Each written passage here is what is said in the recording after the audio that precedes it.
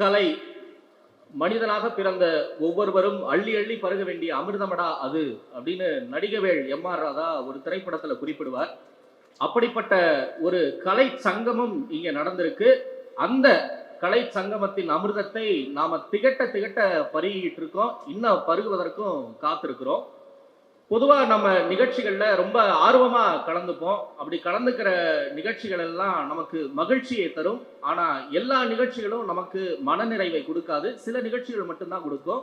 அந்த வகையில மகிழ்ச்சியையும் மன நிறைவையும் ஒரு சேர கொடுத்திருக்கக்கூடிய ஒரு நிகழ்ச்சி அப்படின்னா இந்த நிகழ்ச்சி, இந்த மேடையை நம்ம குறிப்பிடலாம்.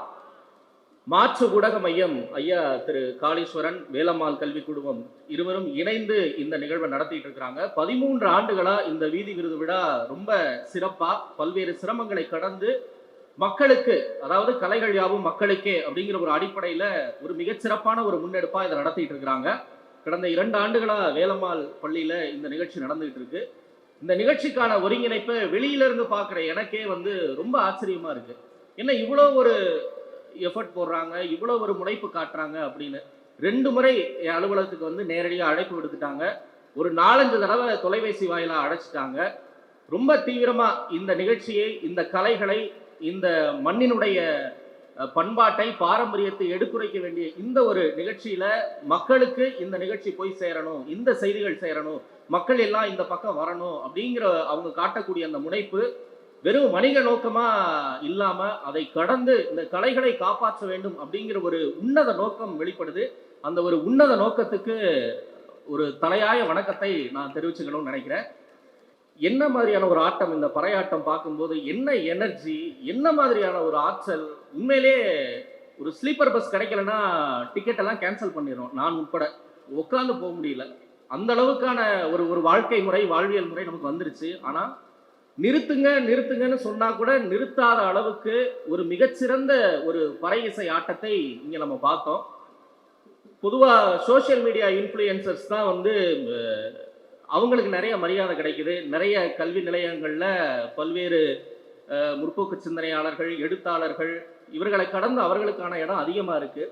இன்ஃப்ளூயன்சர்ஸை நிறைய பேர் ஃபாலோ பண்றாங்க. ஏன்னா அவங்க மக்களை வர வைப்பாங்க அப்படிங்கிற ஒரு எண்ணம் எல்லாருக்கும் இருக்கு. ஆனா இந்த பறை இசையை விட ஒரு மிகச்சிறந்த ஒரு இன்ஃப்ளூயன்சிங் மெத்தட் வேற எதுவும் இல்லை அப்படின்னு நான் சொல்லுவேன். ஏன்னா இந்த பறை இசைக்கப்படும் போது நம்முடைய நாடி நரம்பு அத்தனையிலும் அந்த இசை ஊடுருவி எல்லாரையும் இந்த பக்கம் எடுக்குது. பாத்தீங்களா? இந்த பறை இசை, இந்த பறையாட்டக்காரர்களை விட ஒரு மிகச்சிறந்த இன்ஃப்ளூயன்சர்ஸ் யாருமே இருக்க முடியாது அப்படிங்கிறது என்னுடைய கருத்து.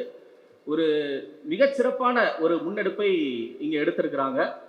பொதுவா தமிழர்களினுடைய வாழ்க்கையில கல்விக்கும் கலைக்கும் மிக இன்றியமையாத ஒரு இடம் இருக்கு அப்படின்னே நாம சொல்லலாம். ஏன்னா தமிழர்களுடைய 2 கண்கள் கல்வி, கலை அப்படின்னு கூட நம்ம வரையறுக்க முடியும்.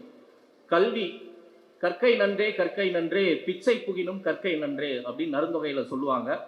ஒருமைக்கண் தான் கற்ற கல்வி, ஒருவருக்கு எழுமையும் ஏமா புடைத்து அப்படின்னு வள்ளுவர் குறிப்பிடுகிறார். ஒரு 2000-3000 ஆண்டுகளா அதை கடந்தும் இன்னைக்கு கல்விக்கு நாம எந்த அளவுக்கு முக்கியத்துவம் கொடுக்கிறோம், அது எந்த அரசுகளா இருந்தாலும் சரி, அதை முன்னகர்த்தி செல்லக்கூடிய அந்த ஒரு பண்பாட்டு வழிமுறைங்கிறது நம்ம 1000 ஆண்டுகளா பார்த்துட்டு வரோம். இது கல்விக்கானது. அடுத்து கலை. கலையை உலகளவுல, குறிப்பா இந்திய அளவுல தமிழர்களை விட நேசிக்கக்கூடியவர்கள் வேற யாரும் இருப்பாங்களா அப்படின்னா நிச்சயமா அது ஒரு சந்தேகம்தான். மற்ற யாரையும் நான் குறைச்சு மதிப்பிடல. இயல், இசை, நாடகம், இந்த 3 துறைகளிலும் கலைகளிலும் தமிழர்களுடைய பங்களிப்பு, தமிழர்கள் அதோடு ஒன்றி நிற்கக்கூடிய உணர்வு அப்படிங்கிறதையும் நம்ம 100 ஆண்டு காலமா, 1000 ஆண்டு காலமா பார்த்துட்டு வரோம். இன்னைக்கு இருக்கக்கூடிய காலகட்டத்தில் இயல் தமிழ், அதுல மட்டும் கொஞ்சம் வருத்தம் இருக்கு. ஏன்னா நம்ம அண்டை மாநிலத்தவர்கள், கேரளத்தவர்களும் வங்கத்தவர்களும் எழுத்தாளர்களுக்கு மிக அதிக அளவுல மரியாதை கொடுக்குறாங்க. இன்னும் அந்த நிலைக்கு நாம எட்டி போகல. அதை கடந்த இசை தமிழுக்கோ நாடக தமிழுக்கோ நம்ம கொடுக்கக்கூடிய முக்கியத்துவம் இன்னைக்கு பரிணாம வளர்ச்சியில திரைத்துறை, சினிமா வரைக்கும் வந்திருக்கு. அது சினிமா மோகமா அடுத்த கட்டத்துக்கு போகும்போது ரொம்ப வருத்தமா இருக்கு.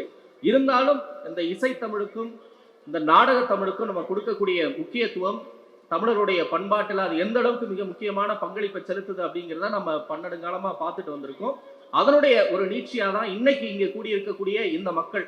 ஒரு சில இருக்கைகள் காலியா இருந்தாலும் இங்க வந்திருக்கக்கூடிய ஒவ்வொருத்தரும் மிக மிக முக்கியமானவர்கள். இந்த கலை, இந்த சங்கமத்துக்கு அவர்கள் கொடுத்திருக்கக்கூடிய மிகப்பெரிய ஒரு ஆதரவா அதை நான் பார்க்கிறேன். இங்க இருக்கக்கூடிய பல்வேறு நாட்டுப்புற திறமைகளை பார்க்கும்போது ரொம்ப ஆச்சரியமா இருக்கு. எல்லாரையும் ஒருங்கே ஒரு இடத்துல கொண்டு வந்திருக்கிறாங்க. இந்த மாதிரி நாட்டுப்புற திறமைகள்ல இருந்து, இந்த மாதிரி பல வீதி விருது விழாக்கள்ல இருந்து உருவானவராத்தான் இசைஞானி இளையராஜா இருந்திருக்கிறாரு. ஏன்னா சங்கீதங்கள் வந்து வெறும் சவாக்கள்ல மட்டுமே முடங்கி இருந்த ஒரு காலகட்டத்துல இந்த மக்கள் இசையை அவர் ஒரு திரை இசையா கையாண்ட ஒரு காரணத்தினாலதான் இன்னைக்கு உலகளாவிய ஒரு உச்சத்தை தமிழர்களின் பெருமைமிகு அடையாளமா அவர் வளர்ந்து நிற்கிறாரு. அதே மாதிரி ஒரு காலத்துல திரைத்துறையில வந்து என்னென்னவோ திரைக்கதையெல்லாம் எடுப்பாங்க. கற்பனை குதிரை அதனுடைய ரெக்கைகள் ரொம்ப பெருசு. அந்த குதிரை வந்து எங்கெங்கேயோ போய் பறக்கும். அந்த கற்பனை குதிரையின் இறக்குகளை உடைத்து அதை மண்ணோடு மக்களின் வாழ்வியலோடு இணைத்து சென்ற திரு பாரதி ராஜா இயக்குனர் இமயமா போற்றப்படுகிறார்.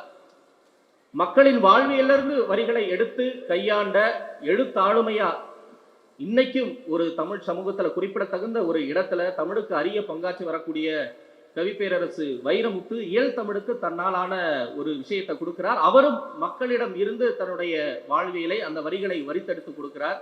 அதனால மக்கள் கிட்ட இருந்து நம்ம என்னென்ன விஷயங்களை எடுக்கிறோமோ அதுக்கு மக்கள் மிகச்சிறந்த வரவேற்பை கொடுப்பாங்க, அவங்கள உச்சாணி கும்பல உட்காத்தி வைப்பாங்க அப்படிங்கிறது இந்த மூவருடைய உதாரணத்திலிருந்து நம்ம பார்க்க முடியும். அந்த வகையில இன்னைக்கு இங்க வந்திருக்கக்கூடிய இந்த நாட்டுப்புற கலைஞர்கள், இந்த நாட்டுப்புற திறமைகள்ல இருந்து இன்னும் பல தமிழர்கள், தமிழ் கலைகள் உச்சாணி கும்புக்கு போகும் அப்படிங்கிற ஒரு நம்பிக்கை நம்மளுடைய இதயத்தின் ஓரத்துல ரொம்ப துளிர்க்கிறத பார்க்க முடியுது. ஏன்னா இந்த கலைகளை கடந்து இன்னைக்கு நிறைய மேற்கத்திய கலைகள், பல டெக்னாலஜிஸ் வந்துருச்சு. இதெல்லாம் வந்து ரொம்ப சாதாரணமான ஒரு விஷயம், இதெல்லாம் நம்ம கத்துக்கணுமா அப்படிங்கிற ஒரு மனநிலையும் வந்து இந்த உலகமயமாக்கல் ஒரு சூழல்ல நமக்கு கொண்டு வந்துகிட்டு இருக்கு. அந்த மனநிலையை நம்ம கொஞ்சம் மாத்திக்கணும். இதுதான் நம்முடைய பாரம்பரிய கலை. இதை விடுத்து மற்ற இடங்களுக்கு போவதை விட முதல்ல தாய்க்கு நம்ம சோறு போடணும் அப்படின்னு நம்ம நினைக்கக்கூடிய அந்த ஒரு மனநிலை நம்ம எல்லாருக்குமே வரணும். ஏன்னா நம்ம வாழ்க்கையில வளரணும், உயரணும் அப்படிங்கிற ஒரு கட்டத்துல இருக்கும்போது வளர்ற வரைக்கும் கருப்புசாமியோ ஐயனாரோ கும்பிடுறோம். வளர்ந்ததுக்கு அப்புறம் சாய்பாபாவோ திருப்பதி வெங்கடாச்சலபதிக்கோ நம்ம போயிடுறோம். அப்படியான ஒரு நிலையில தான் இன்னைக்கு வாழ்க்கை இருக்கு. அதுக்காக நான் சாமி கும்பிட வேணாம், அந்த சாமிகளை புறக்கணிக்கணும்னு சொல்ல வரல. நம்முடைய வேர் எங்க இருக்கு, நம்முடைய பாரம்பரியம் எங்க இருக்கு, நாம எதை நோக்கி நம்ம நகர்ந்துகிட்டு இருக்கோம், எதை நம்ம கையில எடுத்துக்கணும் அப்படிங்கிற ஒரு விஷயம் வந்து ரொம்ப ஒரு முக்கியமான விஷயம். இன்னைக்கு இந்த காலகட்டத்துல நம்முடைய வேர்களை மறக்கக்கூடாத ஒரு தன்மை அப்படிங்கிறது வந்து ரொம்ப ரொம்ப அவசியம் அப்படின்னு நான் நினைக்கிறேன். சில விஷயங்களை மட்டும் குறிப்பிட்டு என்னுடைய உரையை நிறைவு செய்துக்கலாம் நினைக்கிறேன். மொழி கலை ரெண்டா நம்ம பிரிச்சுப்போம். நம்முடைய தமிழ் மொழி உலகின் மூத்த மொழி, மிகச்சிறந்த இலக்கிய படைப்புகளை, பண்பாட்டு பாரம்பரியங்களை, அறநெறி விழுமியங்களை கொண்ட ஒரு மொழி தமிழ் மொழி. அது நம்ம எல்லாருக்குமே தெரியும். இன்னைக்கு நம்ம பேசக்கூடிய தமிழ் மொழி கடந்த காலத்துல எப்படி இருந்தது அப்படின்னு நம்ம பார்க்க முடியும். அதோடு ஒப்பிட்டு நான் கலையை குறிப்பிடலாம் நினைக்கிறேன். 13ஆம் நூற்றாண்டு வரைக்கும் தமிழ் ஓரளவு தமிழா இருந்தது. அதற்கு பிறகு மணிப்பிரவாள நடை அப்படின்னு சொல்லி சமஸ்கிருதத்தை சேர்த்து வடமொழி ரொம்ப உயர்ந்த மொழி, வடமொழியை சேர்த்து பேசினாதான் தமிழுக்கே பெருமை அப்படின்னு சொல்லி ஒரு மணிப்பிரவாள நடையை உருவாக்கிட்டாங்க. ஒரு ஏறக்குறைய 600-700 ஆண்டு கால போராட்டத்திற்கு பிறகு, அந்த சகிப்புத்தன்மைக்கு பிறகு திராவிட இயக்கங்களோ தனித்தமிழ் இயக்கங்களோ உருவாக்கி இன்னைக்கு நாம பேசக்கூடிய அந்த ஒரு தமிழை வந்து அவர்கள் மீட்டுருவாக்கம் செய்து கொடுத்தாங்க. இன்னைக்கு அந்த தனித்தன்மை, தமிழே தனித்தன்மை வாய்ந்த ஒரு மொழிதான். அந்த ஒரு தனித்தன்மை இன்னைக்கு தமிழுக்கு இருக்குன்னா இந்த மணிப்பிரவாள நடையிலிருந்து மீட்டு கொண்டு வந்த அந்த ஒரு மிகப்பெரிய ஒரு ஒரு செயல்பாடு ஒரு முக்கியமான காரணமா நான் நினைக்கிறேன். அபேட்சகர் அப்படின்னா இங்க இருக்கிற யாருக்கும் தெரிஞ்சிருக்க வாய்ப்பு இல்லைன்னு நினைக்கிறேன். அபேட்சகர்னா என்ன தெரியுமா? கரெக்ட், தம்பி சொல்லிட்டாரு இந்திரகுமார். ஒரு 100 வருஷத்துக்கு முன்னாடி இவர் தான் உங்களுடைய அபேட்சகர் அப்படின்னு எல்லா இடத்துலையும் பரப்புரை செய்வாங்க. அபேட்சகர்னா வேட்பாளர். இன்னைக்கு வேட்பாளர்னு சொன்னாதான் தெரியும், அபேட்சகர்னு சொன்னா தெரியாது. ஒரு 100 ஆண்டுகளுக்கு முன்பா வேட்பாளர்னு யாரும் சொல்ல மாட்டாங்க, அபேட்சகர் அப்படின்னு தான் சொல்லுவாங்க. இன்னைக்கு அந்த நிலைக்கு நம்ம மாத்தி கொண்டு வந்திருக்கோம். தமிழை மீட்டுருவாக்கம் செய்து தமிழுக்கான ஒரு தனித்தன்மை இன்னைக்கு நம்ம காப்பாத்திட்டு இருக்கோம். அந்த தமிழுக்கான ஒரு தனித்த மதிப்பும் இன்னைக்கு நமக்கு உருவாயிருக்கு. இந்தியா பூரா நீங்க எடுத்துக்கங்களேன், எந்த மாநிலத்துக்கு போனாலும் வணக்கம் அப்படின்னா மிக பெரும்பாலான மாநிலங்கள், ஏறக்குறைய 99% மாநிலங்கள் அந்த பிராந்திய மொழி வணக்கம் அப்படின்னா அது நமஸ்காரமா தான் இருக்கும். நமஸ்கார், நமஸ்காரம், நமஸ்காரா இப்படிதான் இருக்கும். நமக்கு மட்டும்தான் வணக்கம் அப்படிங்கிற ஒரு தனித்தன்மை கொண்ட ஒரு சொல் இருக்கு. பிரதமர் கிட்ட போய் நமஸ்காரம் நமஸ்கார் அப்படின்னு சொன்னாலும் பிரதமர் திருப்பி பதிலுக்கு வணக்கம் சொல்றாரு. போன வாரம் ஒரு நிகழ்ச்சியில ஒரு பெண் மேட்டுப்பாளையத்திலிருந்து நேரலையில வந்து நமஸ்கார் பிரைம் மினிஸ்டர் சொன்னா அவர் திருப்பி பதிலுக்கு வணக்கம் சொல்றாரு. அப்ப இந்தியா முழுமைக்கும் வடமொழி ஆதிக்கம் இருந்தாலும் இந்த நமஸ்காரம் அப்படிங்கிற ஒரு சொல்லை குறிப்பிட்டு சொல்றேன். எந்த பிராந்திய மொழியா கூட இருக்கட்டும், அந்த சொல் ஆக்கிரமிச்சிருக்கு. ஆனா தமிழ்நாட்டுல அந்த சொல் ஆக்கிரமிக்க நாம் விடவில்லை. வணக்கம் அப்படிங்கிற ஒரு தனித்தன்மையை நம்ம கொடுத்துருக்கோம் பாருங்க, அதுதான் நமக்கான ஒரு சிறப்பு அப்படின்னு நான் பாக்குறேன். அதே மாதிரி இந்தியா முழுக்க கட்சி பெயரை பாருங்க, எந்த மாநிலமா கூட இருக்கட்டும். இப்ப மராத்திய பெருமை பேசக்கூடிய மகாராஷ்டிரா நவநிர்மாண் சேனா, அந்த பேர் சமஸ்கிருதம் தான். பிரஜாராஜ்யம் சமஸ்கிருதம், ஜனசேனா சமஸ்கிருதம். இந்தியாவில் நீங்க எந்த கட்சி பெயரை வேணாலும் எடுத்து பாருங்க, அது முழுக்க முழுக்க சமஸ்கிருத பெயரா மட்டும்தான் இருக்கும். தமிழ்நாட்டில் இருக்கக்கூடிய கட்சிகளின் பெயர் மட்டும்தான் முழுக்க முழுக்க தமிழ்ல இருக்கும். தமிழில் தான் இந்தியா முழுக்க உச்சரிக்கப்படக்கூடிய ஒரு சொல்லா இங்க நம்ம காப்பாத்தி வச்சிருக்கோம். இதுதான் நமக்கான தனித்தன்மை. இந்த தனித்தன்மை எங்க எதிரொலிக்குது? நம்ம படங்கள்ல கூட பார்க்கலாம். நிறைய ஹாலிவுட் படங்கள், பாலிவுட் படங்கள் மொழி மாற்றம் செய்யப்படும் போது அது கீழே நீங்க பாத்தீங்கன்னா ஹிந்தி, தமிழ், தெலுங்குன்னு இருக்கும். இங்க இருந்து போற படங்கள் இல்லை, இங்க இருந்து போற படங்கள் வேற மாதிரி 5-6 லாங்குவேஜ்ல கூட பண்ணுவாங்க. ஹாலிவுட்ல இருந்து ஹிந்தி படங்கள் இங்க தமிழ்நாட்டுல இல்ல இந்தியா முழுக்க ரிலீஸ் செய்யப்படும் போது ஹிந்தி, தமிழ், தெலுங்கு இந்த 3 லாங்குவேஜ்ல மட்டும்தான் இருக்கும். ஏன்னா தமிழை விட, தமிழர்களின் எண்ணிக்கையை விட மராத்தியர்களின் எண்ணிக்கை அதிகம், வங்கமொழி பேசக்கூடியவர்களின் எண்ணிக்கை அதிகம், குஜராத்தி மொழி பேசக்கூடியவர்கள் கணிசமா இருக்கிறாங்க, ஒடிய மொழி பேசக்கூடியவர்கள் கணிசமா இருக்கிறாங்க, பஞ்சாபி மொழி பேசக்கூடியவர்கள் இருக்காங்க, ராஜஸ்தானி இருக்கிறவங்க இருக்கிறாங்க. இப்படி பல மொழிகள் பேசக்கூடியவர்கள் இருந்தாலும் அவர்களிடம் எல்லாம் ஹிந்தி போய் சேர்ந்து விட்டது. அதனால அவர்களுக்கு மார்க்கெட் இல்லை. நமக்கு ஹிந்தி இன்னும் வந்து சேரல, நம்ம சேர விடல. வேணும்னா போய் படிச்சுக்கலாம். நமக்குன்னு ஒரு தனித்தன்மை தமிழ்நாட்டில் உருவாக்கி வச்சிருக்கிறதுனாலதான் நமக்குன்னு ஒரு வேல்யூ, நமக்குன்னு ஒரு மார்க்கெட் இருக்கு. என்ன மொழி மாற்றம் செய்தாலும் இங்க வந்து அவங்க தமிழ்ல தான் விற்க முடியும், அந்த பண்டத்தை விற்க முடியும் அப்படிங்கிற ஒரு காரணம் நம்ம அந்த தனித்தன்மையை காப்பாற்றி வச்சிட்டு இருக்கிறதுனாலதான். ஸோ பலகட்ட போராட்டங்கள், பல நூற்றாண்டு கண்ட போராட்டங்களுக்கு பிறகு தமிழை மீட்டெடுத்து தமிழுக்கான ஒரு மார்க்கெட்டை, தமிழுக்கான அந்த ஒவ்வொரு வார்த்தைக்கான வலிமையை, அதனுடைய வீச்சு, அதனுடைய ரீச்சை வந்து நம்ம உறுதிப்படுத்தி இருக்கிறோம். அதனாலதான் இன்னைக்கு நமக்கு உலகம் எல்லாம் எங்க போனாலும் ஒரு தனித்த ஒரு ஒரு ஒரு அடையாளம் இருக்கு, ஒரு பெருமை மிகு வரவேற்பு கிடைக்குது. இது மொழிக்கு, அது அப்படியே கலைக்கு நம்ம பொருத்தி பார்க்கணும் அப்படின்னு நாம நினைக்கிறேன். இன்னைக்கு இங்க இருக்கக்கூடிய கலைகள், இந்த கலைகள் திரைத்துறைக்கு போய் எதிரொலிக்கும் போது மிகப்பெரிய வெற்றி அடையுது. அது வைரமுத்துவா இருக்கட்டும், இளையராஜாவா இருக்கட்டும், பாரதி ராஜாவா இருக்கட்டும். ஆனா மூலப்பொருள் இங்க இருக்கு. அந்த மூலப்பொருளை நாம யாரும் கவனிக்காம இருக்கிறோம். மூலப்பொருள்ல இருந்து செய்யக்கூடிய பண்டங்கள், திரைத்துறை பண்டங்கள், அந்த பண்டங்கள் ரொம்ப சிறப்பா விற்குது. ஆனா இந்த மூலப்பொருட்களை யாரும் கண்டுகொள்ளாத ஒரு நிலை இருக்கிறது. இப்ப அந்த நிலை கொஞ்சம் கொஞ்சமா மாறிக்கிட்டு இருக்கு நாம நினைக்கிறேன். இங்க வந்திருக்கக்கூடிய ஒவ்வொரு மக்களை பார்க்கும் போதும் அந்த கலைகளுக்கு தன்னாலான ஒரு ஆதரவை கொடுக்கக்கூடிய அந்த எண்ணம் வெளிப்படுது. ஒவ்வொருத்தரும் நாம அந்த அந்த கடமையை வந்து சிறமேற்கொண்டு செய்யணும் அப்படிங்கிறதான் என்னுடைய ஒரு மிக முக்கியமான ஒரு வேண்டுகோளா இருக்கு. அந்த வகையில நாங்க எல்லாரும் இப்ப பத்திரிகையாளர்களுக்கும், இப்ப மாலை முரசு செய்தி தொலைக்காட்சி ஆசிரியரா இருக்கேன். தொலைக்காட்சிகள்ல இந்த நிகழ்ச்சியை ஒளிபரப்புறதாகட்டும், இல்ல இந்த மாதிரி கலை முன்னெடுப்புகளை நம்ம முன்னெடுத்து செல்வதாகட்டும், பல்வேறு விதமான விஷயங்கள்ல என்ன ஆதரவு கொடுக்க முடியுமோ அதை நிச்சயம் கொடுக்க முடியும், கொடுக்குறேன் அப்படிங்கிற ஒரு உறுதியும் இந்த மேடையில நான் கொடுக்கணும்னு நினைக்கிறேன்.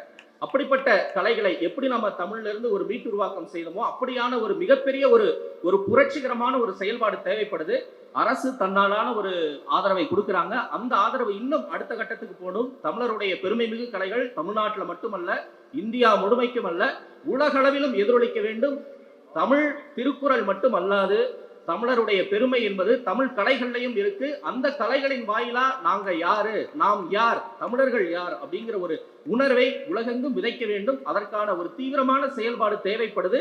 நம்ம எல்லாரும் கைகோர்த்து அந்த செயல்பாட்டில் மிக தீவிரமான ஒரு ஈடுபாட்டை கொடுக்கணும் அப்படின்னு நான் கேட்டுக்கிட்டு, நம்ம எல்லாருமே ஒரு கடத்தல்காரரா மாறணும். கடத்தல்காரர் அப்படின்னா அதை நெகட்டிவ் டோன்ல எடுத்துக்க வேணாம்.